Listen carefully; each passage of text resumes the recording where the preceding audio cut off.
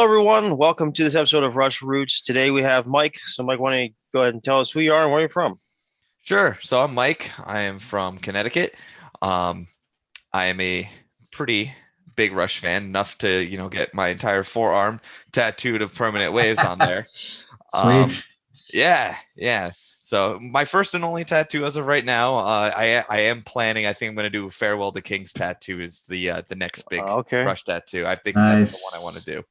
Nice. That's awesome, man. Cool. All right. Well, obviously you're a big fan, but why don't you tell us how you heard about Rush, what got you into them, and what kept you around? Tell us your Rush roots. Sure. So, I actually got into Rush from a friend who I was actually in a band with. I met this friend through a kid I went to school with, and him and his dad, big Rush fans. Rob, actually, Ryan, that you met at the concert Oh, okay. when you met me.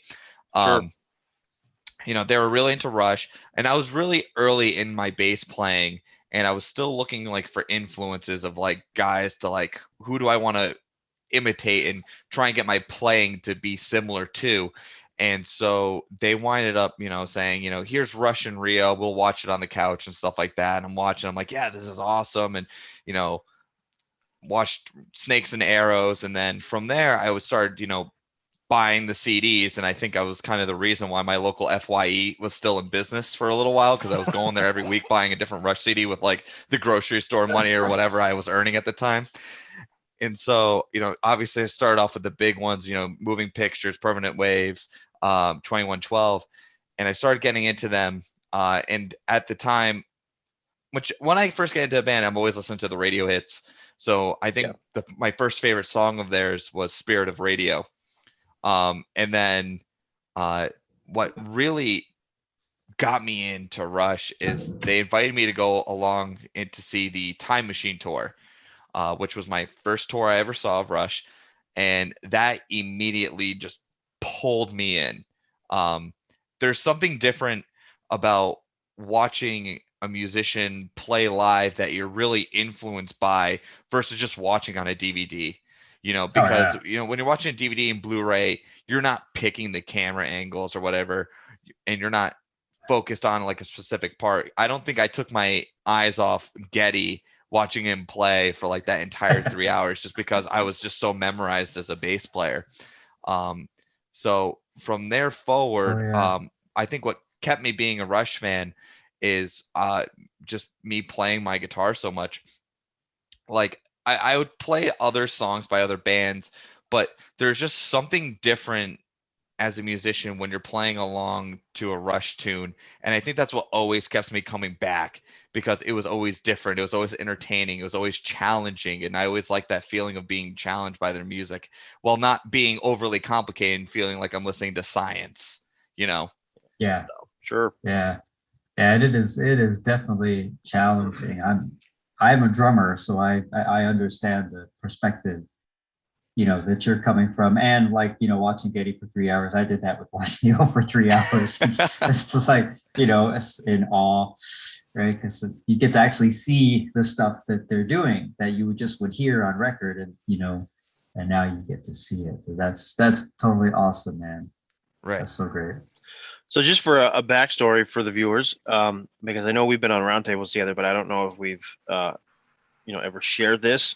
We actually met randomly at. So I'm looking at it now online. May 9th, 2013, Uncasville, Connecticut, at Mohegan Sun. It was a Clockwork Mhm. Angels tour. So I think you and Rob, your buddy, as you mentioned, were just sitting next to me and my mom, and I don't know, maybe you went with their mom or dad or whatever. But Yeah. um, yeah, and we just hit it off, and then subsequently, I don't think we met again at the Prudential Center in 2015 on our 40, and I don't even know if we knew like we were going to that, but I do recall that you were just a section away, like a section over from me, and at the intermission I went over and moved because some jerk behind me told me to sit down during How It Is.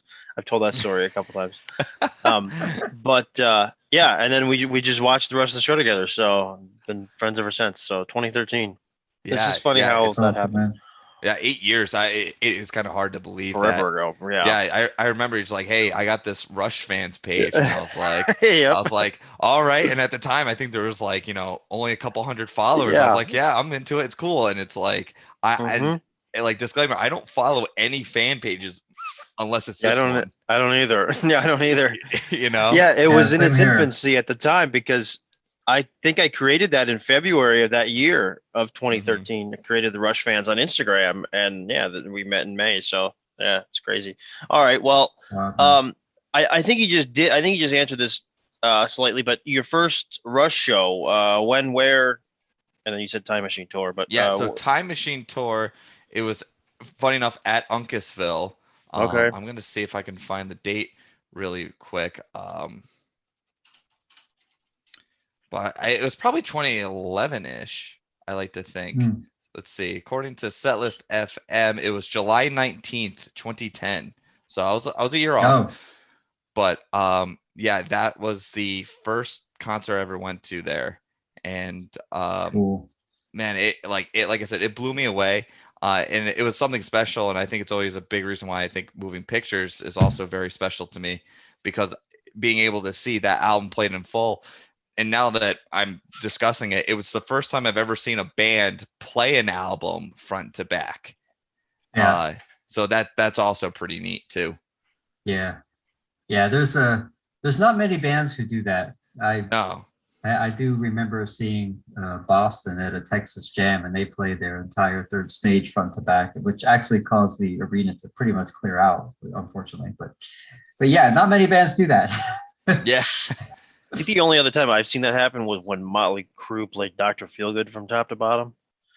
Now, I don't know if that was before or after my first Rush show, so I don't recall when that was. But funny enough, your first Rush show was 4 days before mine. Mine was July 23rd, 2010 in Saratoga. So you got me beat by 4 days. That's awesome. Mine was a couple of days before y'all's. Couple days, like 3,000 days before ours. Yeah, about that. Yeah, something like that.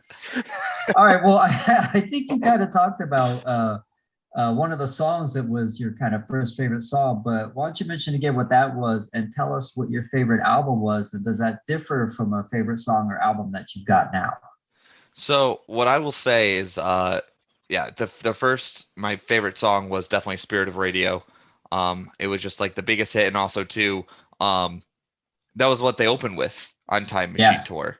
So, watching that open and just, I think it's something special when you see them perform Spirit of Radio live for the first time, because I never watched it before on the live DVDs, and just watching the entire crowd be in sync with the band, all clapping at the parts. It was magic. Definitely. Yeah, it's magic. Sure. And I think like in my head, I'm always trying to feel that magic when I'm listening to that song, and being in sync, and how everyone was just there bobbing their head to the beat and always having like a good time too. And I gotta give, the Rush fans credit. Whenever I've seen it, they're always on time. Because you ever see some live videos and they're clapping along, but they are off, and it's not pretty. But Rush fans, thankfully, have always been on from what I've seen. Yeah. So yeah, that was like my first song. And then favorite album, I think my first favorite album was probably more so Moving Pictures than anything, because I bought Moving Pictures before Permanent Waves. But now Permanent Waves is obviously my favorite album. It would be really something special if I didn't say Permanent Waves is my favorite Rush record of all time. And I would have to say that, my favorite song now, while it's not on Permanent Waves, I would probably say, one of my favorite Rush songs today, or my current favorite Rush song, is probably Far Cry. Oh, wow. Yeah. I really like a lot of the later 90s and, mid 2000s Rush stuff. I really think it's some of Neil's best lyrical writing. It's like a not like a whole different writer, if you will, but instead of like telling stories, there's a lot of almost personal experiences and feelings, especially between Vapor Trails and Snakes and Arrows, that I love. And it's like almost kind of look into Neil's vision of what he views life as. Right. It's all those motorcycle trips and such that started late 80s or early 90s, and I Mhm. think, and then of course with the tragedies, but Yeah. it's just it's I feel there's a lot of the books in Vapor Trails and Snakes and Arrows. Mhm. You know, Absolutely. what were Yeah. you gonna say, Jim? Oh yeah. No, I was just gonna say that I agree that I think Neil is he kind of put himself out there more in the lyrics, so more of his personal experiences, Yeah. or maybe his own personal feelings. I'm sort of guessing there. Whereas earlier, I think he used, those experiences maybe as inspiration to write something rather than actually writing it from his true experience. Like, if you can understand the difference of what I'm trying to say, probably not saying it very well. Mhm. Yeah. No, But I yeah, got you. yeah, There's a little bit of that in yeah. Hold Your Fire too, personal-ish. Yeah, Yeah. I feel like it kind of starts there, but all right. Well, Mike, I'll- why don't you tell people where you could be found on social media if anyone wants to reach out? Come Rush Friends. Sure, absolutely. So both Twitter and Instagram are the exact same handle, so this should make life easy. And it's at that guy with bass, BASS. And it's, like I said, all one word and easy to find. On my Instagram, you'll find plenty of photos of my cat with the occasional me playing my guitar. And then Twitter, I have a little bit of everything, but I'm definitely down to always talk about Rush whenever, if anyone ever wants to reach out. Awesome. It's great, Cool, man. It's always great talking to you. You're always welcome on the channel roundtables whenever. If anyone watching wants to come on, share their Rush roots, kind of how they got into the band and how their preferences evolved over time, feel free to email us, rushfans@rushfans.net, and we'll have you on. So with that, we will wrap. Take care, everybody.